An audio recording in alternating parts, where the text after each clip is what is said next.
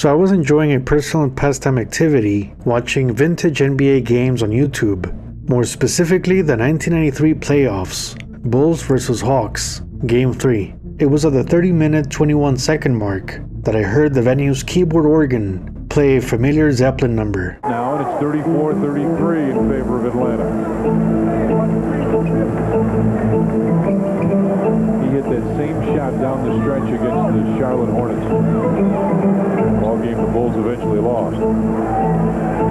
Inside. My Zeppelin mind started running in circles, going over stats. I knew the band had played in this same stadium, the Omni Coliseum, or as fans called it, the Omni, a building design I've always been fascinated with. Motivated by my 90s fandom, the Bulls dynasty, and the human highlight film, Dominic Wilkins, I present to you a Led Zeppelin concert retrospective, the story behind their 1977 visit to Atlanta, a performance that deserves to be revisited.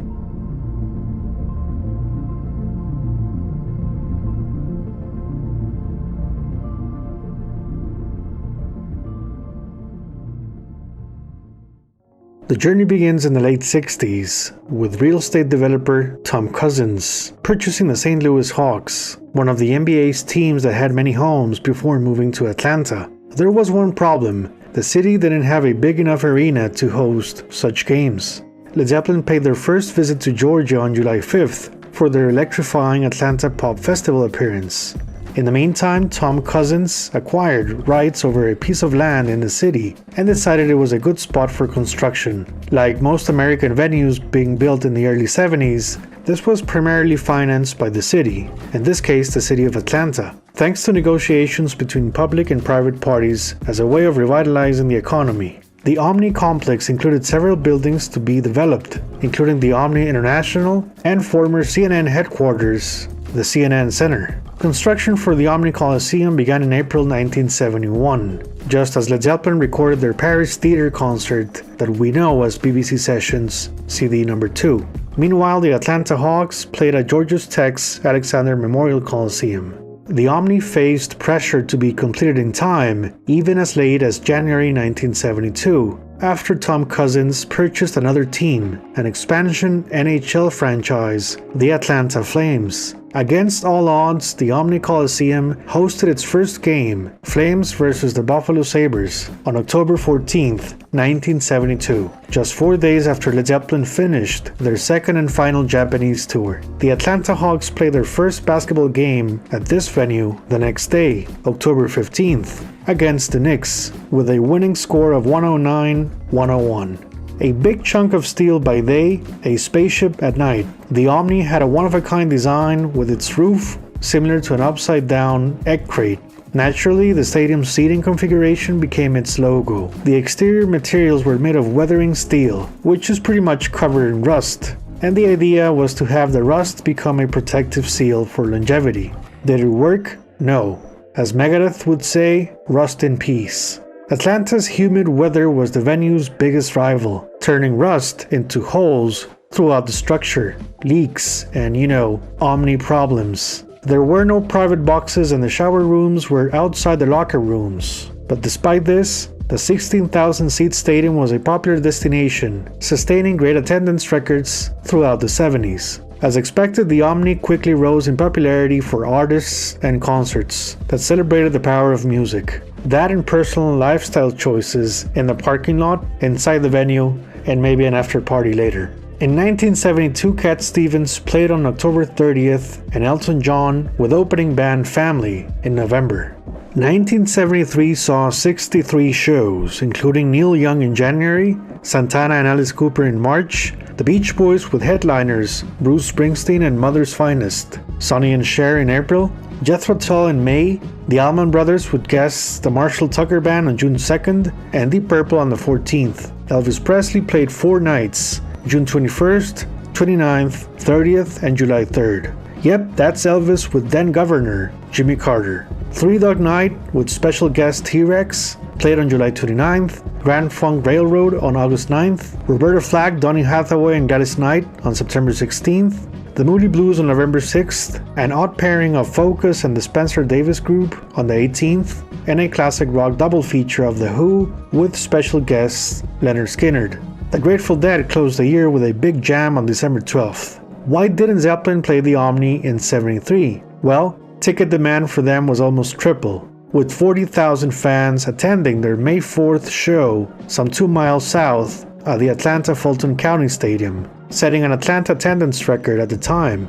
The Omni had to wait. The Zeppelin was the biggest group in North America, and they would make rock history the next day in Tampa. You can check my retrospective on this show here on the channel. 1974 had 53 shows, with Bob Dylan playing 2 nights in January, followed by ELP on January 24th. Black Sabbath continued in February, Joni Mitchell in April, with Frank Sinatra just days later on the 13th. It was a busy schedule of Jay Giles Band, Poco, Cat Stevens, 10 Years After, and Golden Earring from April through May. The Grateful Dead returned on June 20th, followed by Edgar Winter and Robin Trower on the 25th. A double feature of Manfred Mann and Uriah Heep played the Omni on July 7th. Cat Stevens and the Eagles followed on July 31st, and Eric Clapton paid a visit on August 1st, with ZZ Top following just 29 days later. Carlos Santana returned on October 2nd, followed by Fleetwood Mac on Halloween. Elton John rocked the stadium on November 10th with guests the Kiki D Band. You can watch the making of their 1974 hit album here on the channel. George Harrison and Ravi Shankar brought the Eastern vibes on November 28th. Yes was next on the 30th for some Relayer shock, and David Bowie performed his Diamond Dogs material on December 1st. 1975 saw a reduction in concert dates, with only 38 shows.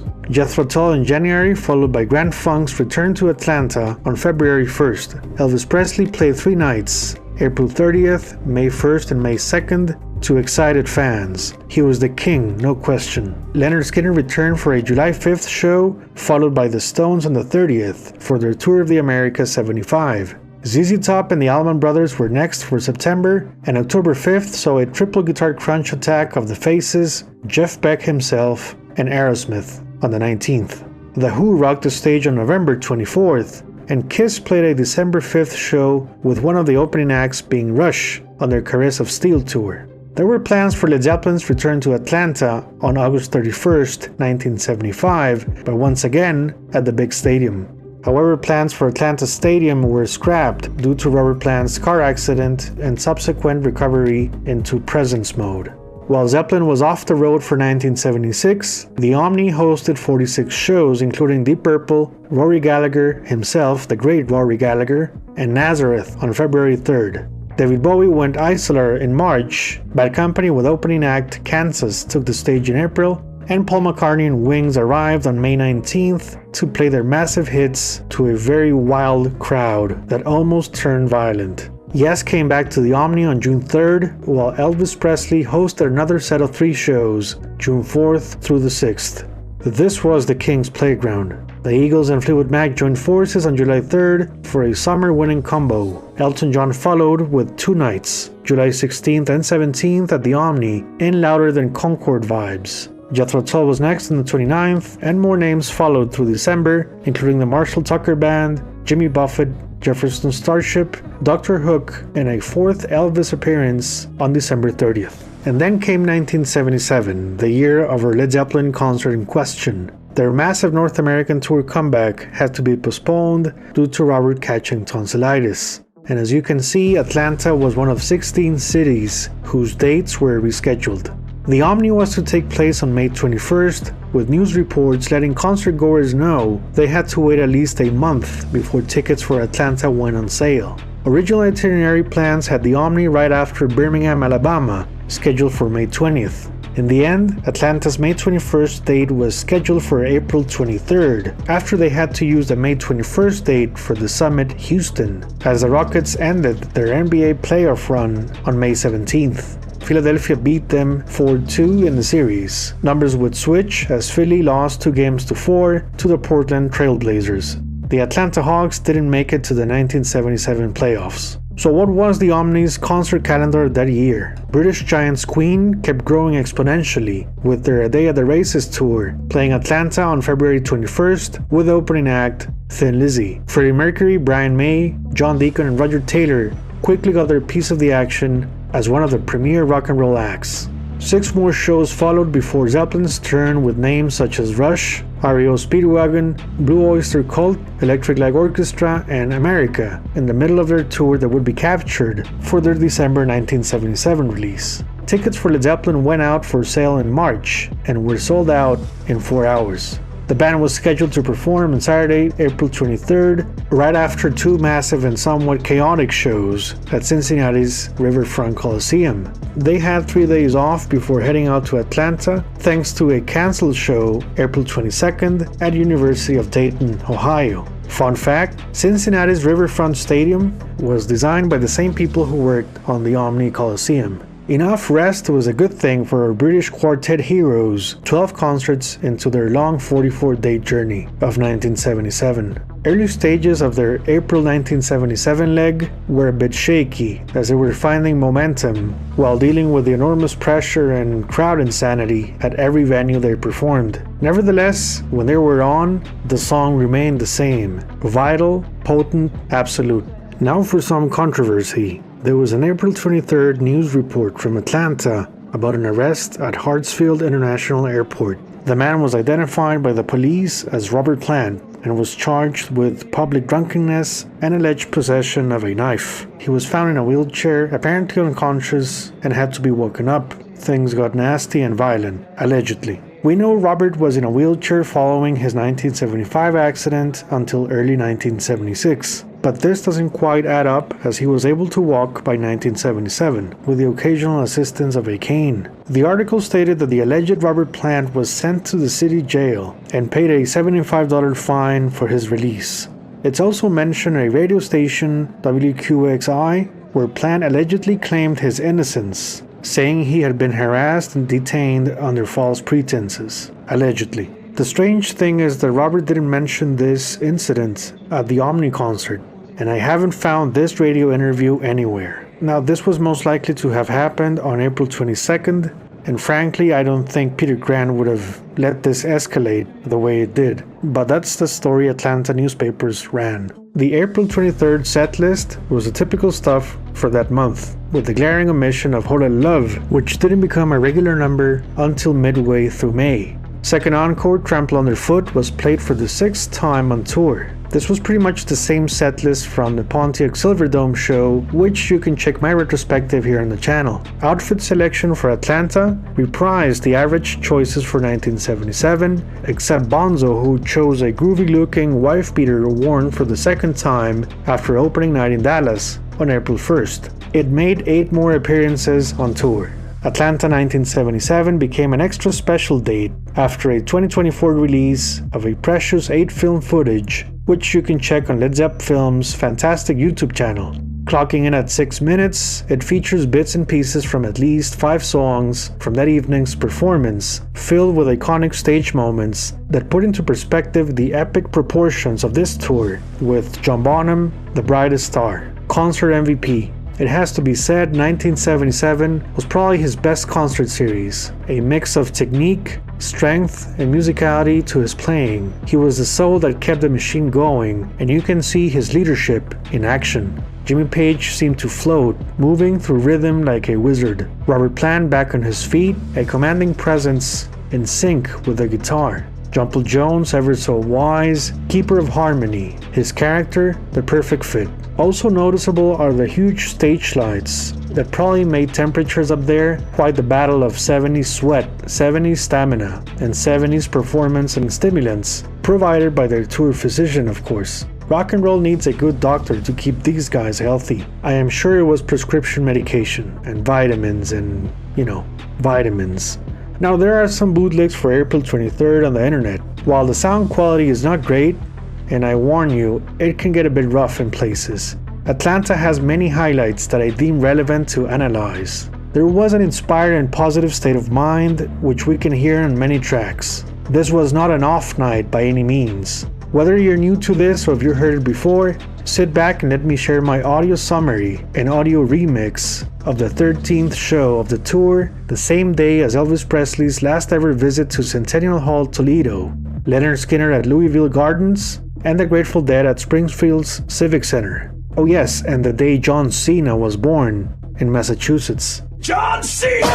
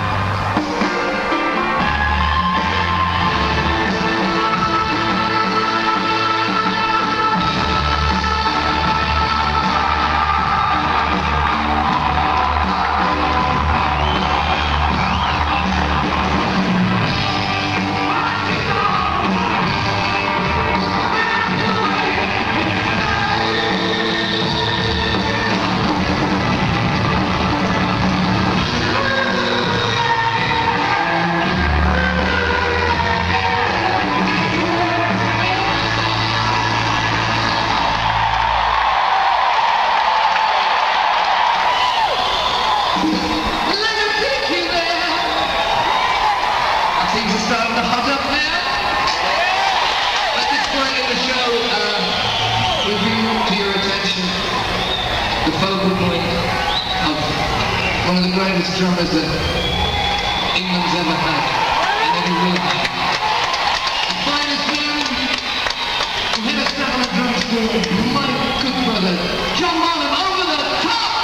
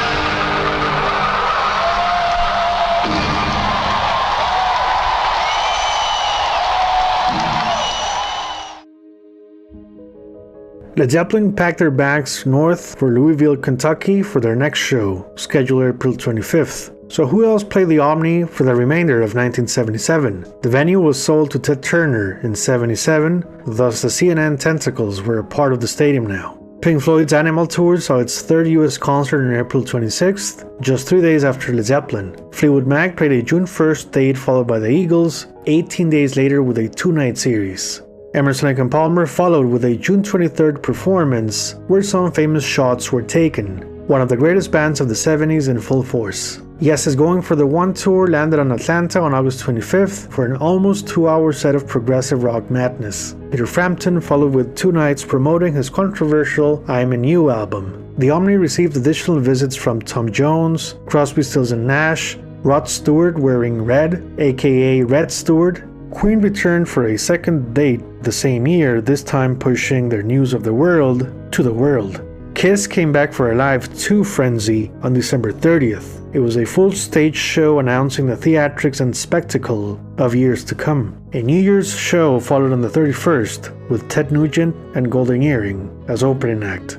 The Atlanta Hawks made the playoffs in 1978 for the first time in 5 years, but lost against the Bullets. They came back in 79, getting as far as the conference semifinals, losing again to the Bullets, but this time in a 7-game series. The Omni remained a busy concert venue throughout the 80s and 90s. Robert Plant paid 3 solo visits in 1985, 1988, and 1990, promoting his respective solo albums. His 1988 show was historic as he played Going to California, Nobody's Fault But Mine, and Trample Underfoot for the first time in Atlanta since 1977. Jimmy Page rocked the Omni on September 6, 1988, playing his own share of first-time Zeppelin numbers since 1977 in the ways of In My Time of Dying and Stairway to Heaven. Page and Plant joined forces for Unleaded Trails in 1995, with Atlanta witnessing their partnership on February 28th and March 1st, reprising 6 songs Led Zeppelin performed back in 1977.